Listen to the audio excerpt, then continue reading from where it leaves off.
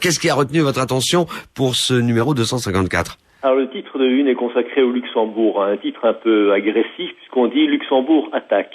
Et ça correspond à un domaine d'activité bien précis qui est celui du commerce.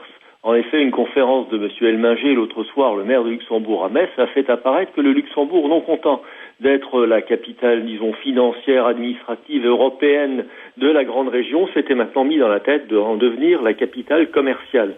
C'est relativement nouveau et ça risque de changer toute une série d'équilibres, notamment pour tout ce croissant commercial entre Metz, Thionville et Longwy, qui vivait en bonne partie de la bonne santé économique des frontaliers. Voilà, donc c'est une nouvelle donne et il nous paraissait important qu'au moment où plein de choses se remettent en place par rapport à Pompidou, par rapport à Center Park et tout, qu'on sache quelle était la nouvelle ambition politique et économique des Luxembourgeois. Absolument, et souvent une plaisanterie voulait qu'on dise qu'on irait un jour annexer le Luxembourg. Ne serait-ce pas l'inverse et par l'économie? Qu'est-ce qui a retenu votre attention sur Metz?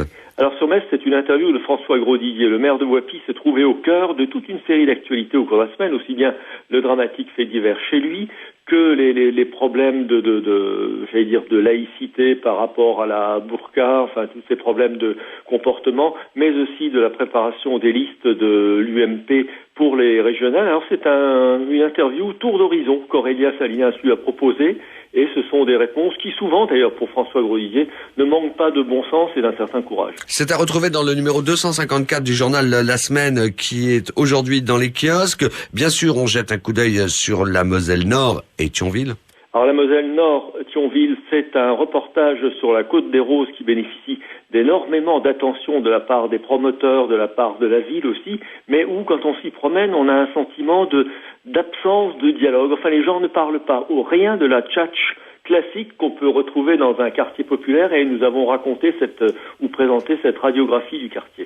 Moselle Est, bien sûr, avec des Mosellans qui aiment bien s'expatrier. Oui, notamment notre correspondant de Boulay, qui était prof au collège de Boulay dans le temps et qui a retrouvé deux de ses élèves qui sont vraiment au bout du monde, qui s'y sont mariés, qui exercent de belles fonctions. Et donc on raconte l'histoire de ces deux familles d'expatriés en Asie. Article conséquent également autour de Nancy et de l'édition de Nancy. On rappelle d'ailleurs qu'il y a cette édition mosellane et il y a une édition meurthe-et-mosellane ou nancéenne.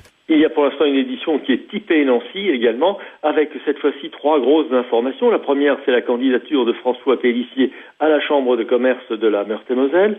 La seconde concerne des risques de retard sur la rénovation de la place Thiers et sur la deuxième ligne du tram, tout simplement parce que le centre des congrès va coûter 30 millions de plus d'euros que ce qui était prévu.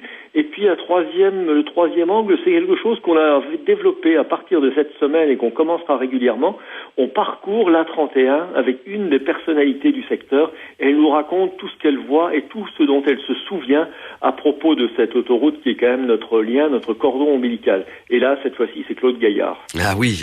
Alors là, c'est vraiment le personnage politique idéal pour pouvoir analyser cette autoroute. Oui, il en a fait. Absolument. Et puis le bon plan, traditionnellement, cette espèce d'instantané, et puis aussi cette intimité qui se lie avec des personnages que vous aimez interviewer. Oui, en l'occurrence avec les deux frères Delès, qui ont la société Créa à Sogne, une société qui travaille à matériaux qui s'appelle le Corian et qui intervient sur toute une série de chantiers très spécifiques dans le monde, d'Abidjan à Las Vegas, et donc notamment aussi au centre Pompidou à Metz.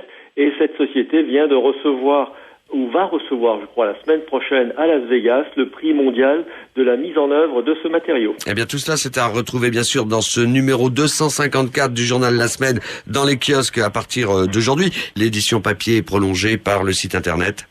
Oui, le site internet lasemaine.fr qui nous permet de plus en plus de rester directement au contact de l'actualité. Dans l'affaire de Voipy la semaine dernière, dans les histoires de transfert de footballeurs au FC Metz, on a une instantanéité de réponse dans lasemaine.fr et on prend un peu de recul dans la semaine papier.